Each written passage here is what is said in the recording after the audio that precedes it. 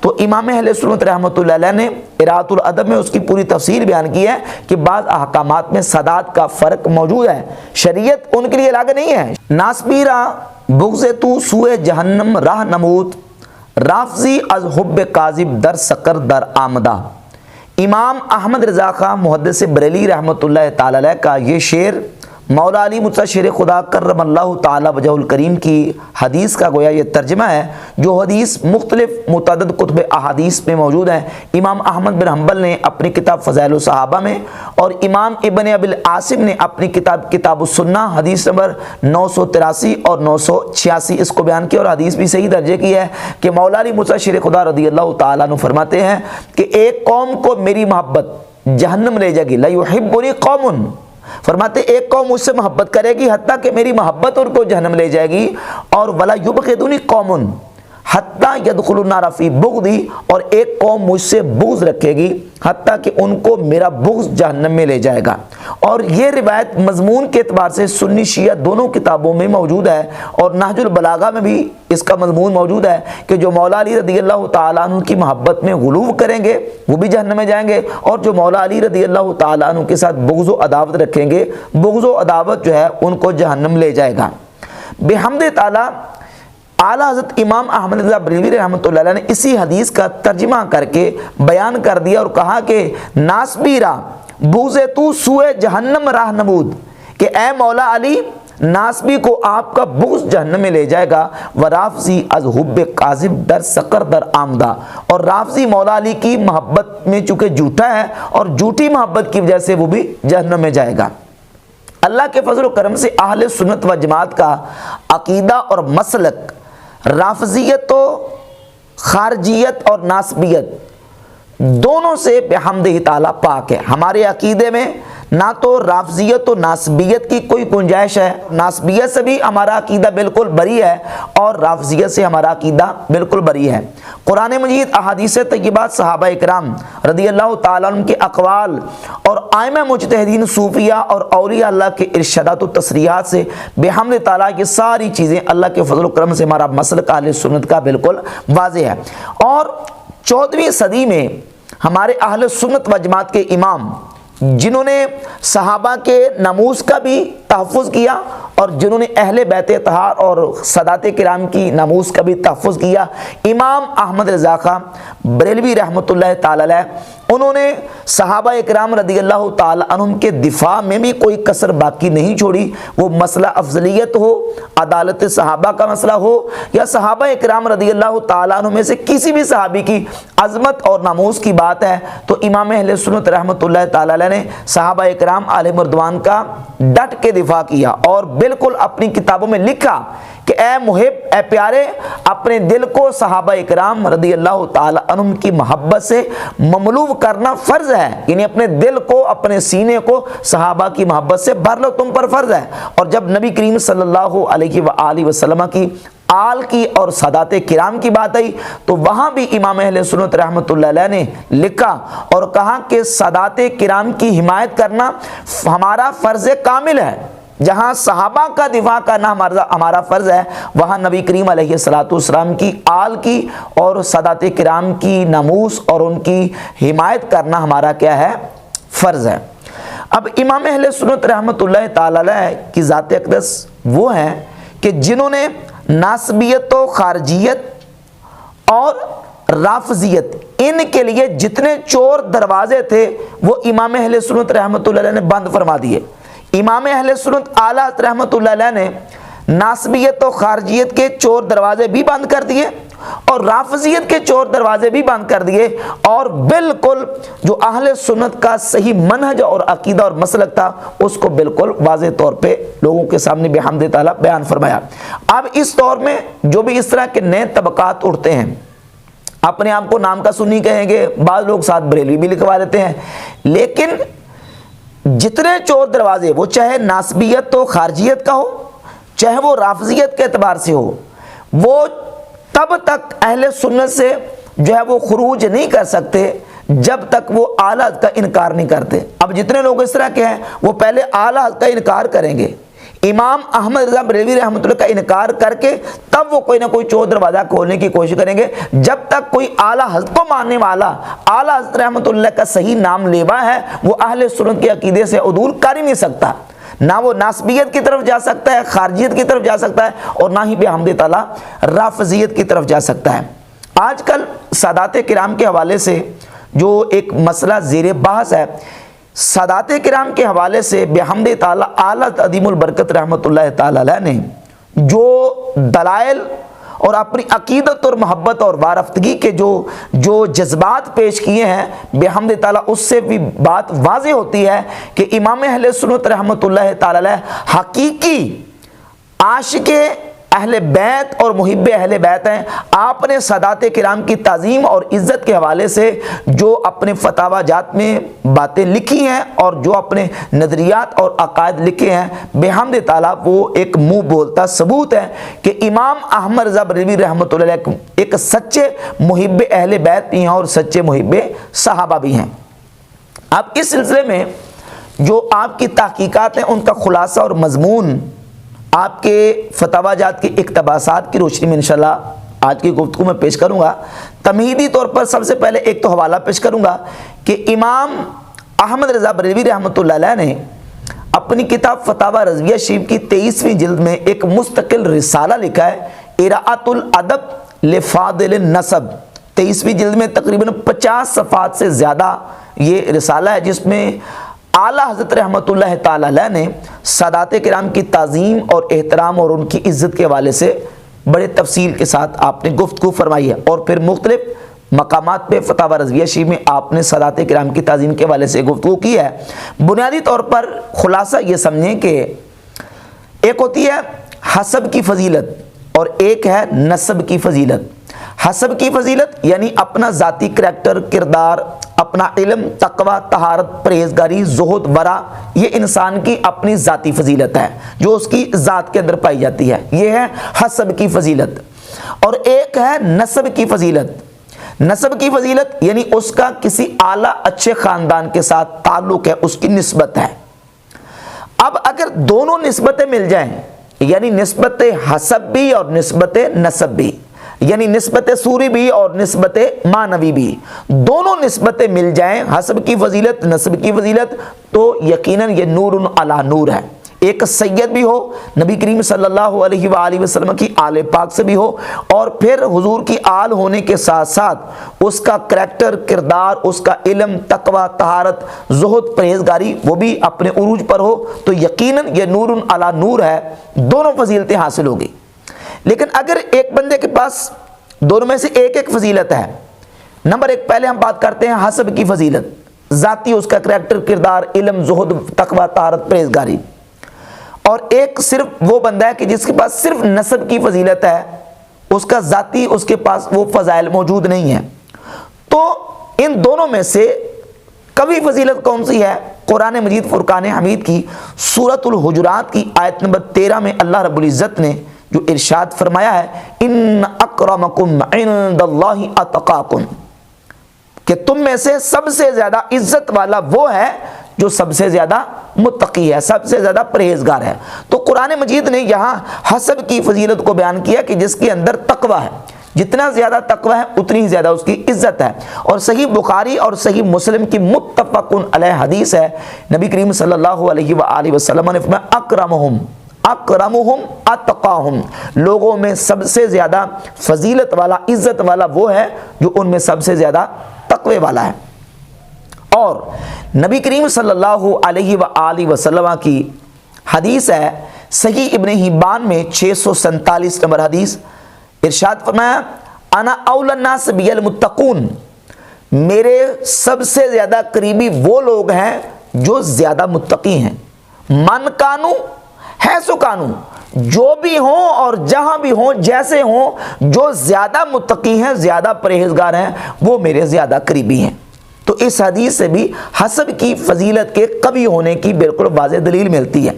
اور امام اہل سنت امام احمد رضا محدث بریلی رضی اللہ تعالی عنہ نے اپنی کتاب مطلع القمرین فی ابانۃ سبقۃ العمرین کہ صفحہ نمبر 70 پر شیخ شہاب الدین سہروردی رحمۃ اللہ تعالی علیہ سے نقل فرمایا کہ سیدنا شیخ شہاب الدین سہروردی رحمۃ اللہ علیہ فرماتے ہیں کہ مولا علی پاک رضی اللہ تعالی عنہ کو دو نسبتیں حاصل ہیں. ایک فرماتے ہیں کہ نسبت قرابت جو نسبت سوری ہے، اور ایک نسبت صحبت جو کہ نسبت مانوی ہے. وہ نسبت مانوی از نسبت سوری کامل ترس، فرماتے ہیں نسبت مانوی وہ نسبت سوری سے کامل ہے. تو یہ قول بھی صوفیہ میں سے بہت بڑے شیخ شہاب الدین سہروردی رحمۃ اللہ کا اس بات کی بالکل واضح دلیل قرآن پاک کی آیت اور نبی کریم صلی اللہ علیہ وآلہ وسلم کی دو احادیث اور شیخ شہاب الدین سہروردی رحمۃ اللہ کے اس قول سے اور تصریح سے یہ بات واضح ہوتی ہے کہ نسبت حسب جو ہے، حسب کی جو نسبت اور فضیلت ہے وہ قوی ہے نسب کی فضیلت سے. اور صدر الافاضل مولانا نعیم الدین مراد آبادی رحمۃ اللہ تعالی علیہ نے سورہ ہود کی آیت نمبر 46 کے تحت لکھا ہے اور ان کا حوالہ موجود ہے کہ وہ فرماتے ہیں کہ جو حسب کی فضیلت ہے وہ نسب کی فضیلت سے زیادہ قوی ہے. اب رہ گئی بات نسب کی فضیلت کی،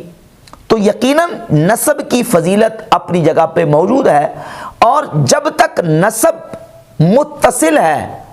تو وہ فضیلت اپنی جگہ پہ قائم ہے. اب نسب میں سے سب سے اعلیٰ جو نسب ہے وہ ہے سادات کرام کا نسب. سادات کرام کا نسب یقیناً سب سے اعلیٰ اور افضل نسب ہے، اور ہمارے عرف میں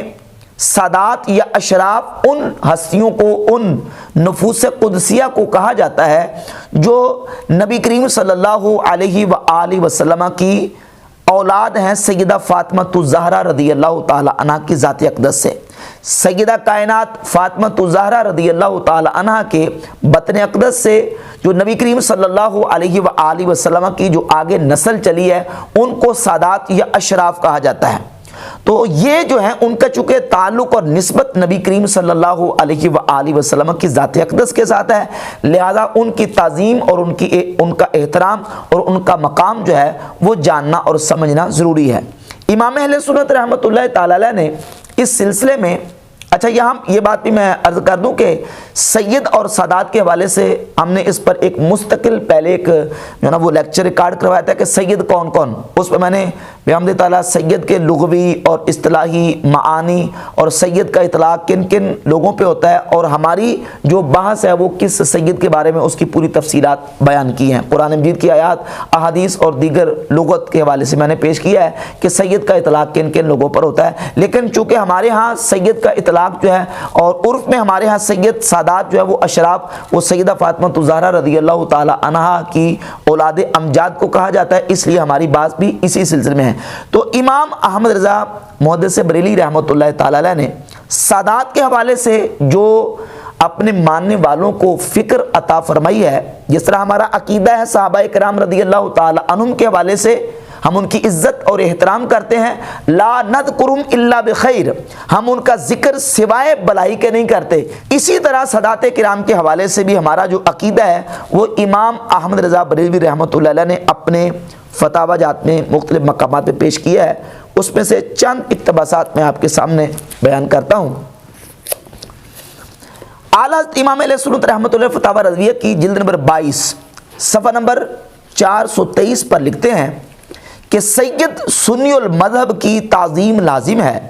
اگرچہ اس کے اعمال کیسے ہی ہوں، ان اعمال کے سبب اس سے تنفر نہ کیا جائے، نفس اعمال سے تنفر ہو، بلکہ اس کے مذہب میں بھی قلیل فرق ہو کہ حد کفر تک نہ پہنچے جیسے تفضیل، تو اس حالت میں بھی اس کی تعظیم سیادت نہ جائے گی. ہاں اگر اس کی بد مذہبی حد کفر تک پہنچے جیسے رافضی، وہابی، قادیانی، نیچری وغیرہ ہم، تو اب اس کی تعظیم حرام ہے کہ جو وجہ تعظیم تھی یعنی سیادت وہی نہ رہی. قال اللہ تعالی انہ لیس من اہلک انہ عمل غیر صالح، اللہ تعالیٰ نے ارشاد فرمایا اے نوح علیہ السلام، وہ یعنی تیرا بیٹا تیرے خاندان اور گھرانے والوں میں سے نہیں، اس لیے کہ اس کے کام اچھے نہیں. شریعت نے تقوی کو فضیلت دی ہے، ان اکرمکم عند اللہ اتقاکم، مگر یہ فضل ذاتی ہے، فضل نسب منتہائے نسب کی افضلیت پر ہے۔ سادات کرام کی انتہائے نسب حضور سید عالم صلی اللہ تعالی علیہ وسلم پر ہے۔ اس فضل انتساب کی تعظیم ہر متقی پر فرض ہے کہ وہ اس کی تعظیم نہیں، حضور اقدس صلی اللہ علیہ وآلہ وسلم کی تعظیم ہے، واللہ تعالی عالم۔ اور امام اہل سنت رحمۃ اللہ علیہ فتاوی رضویہ کی جلد نمبر 14 کے صفحہ نمبر 241 پر ایک سوال کے جواب میں لکھتے ہیں، سوال لمبا ہے، سوال میں یہ کہا گیا کہ کسی شخص نے سادات کرام کو نعوذ باللہ گالیاں دی ہیں، سید زادوں کو گالیاں دی ہیں، اور بالخصوص سیدنا غوث پاک سرکار رضی اللہ تعالیٰ عنہ کو اس نے بڑی گندی اور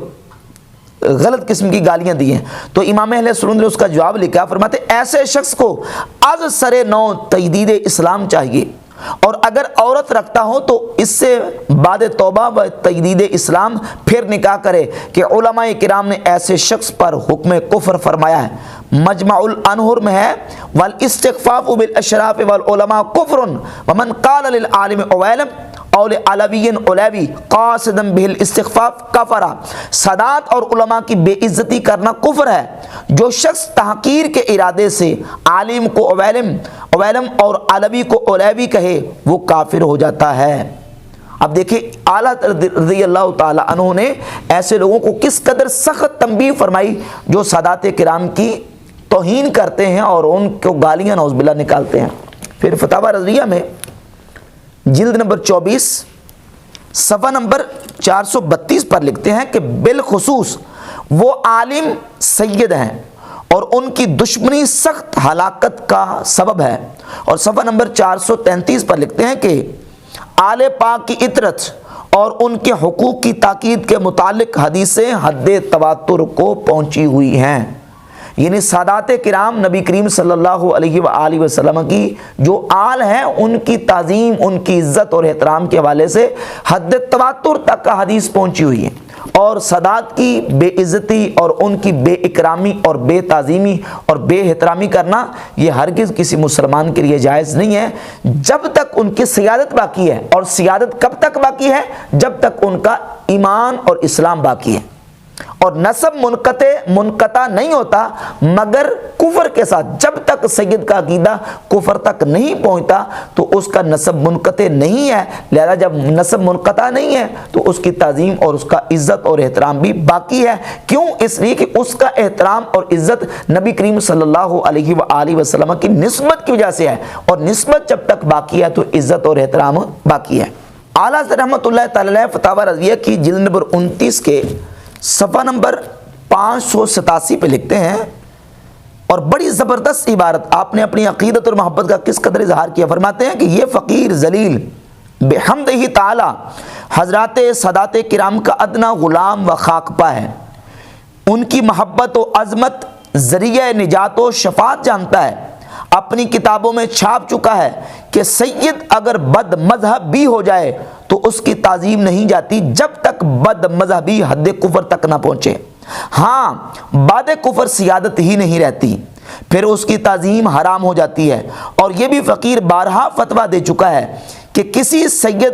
کسی کو سید سمجھنے اور اس کی تعظیم کرنے کے لیے ہمیں اپنے ذاتی علم سے اسے سید جاننا ضروری نہیں۔ جو لوگ سید کہلائے جاتے ہیں ہم ان کی تعظیم کریں گے، ہمیں تحقیقات کی حاجت نہیں، نہ سیادت کی سند مانگنے کا ہم کو حکم دیا گیا ہے۔ اور خواہی نہ خواہی سند دکھانے پر مجبور کرنا اور نہ دکھائیں تو برا کہنا، مطعون کرنا ہرگز جائز نہیں۔ الناس امناء علی انسابہم، لوگ اپنے نسب پر امین ہیں۔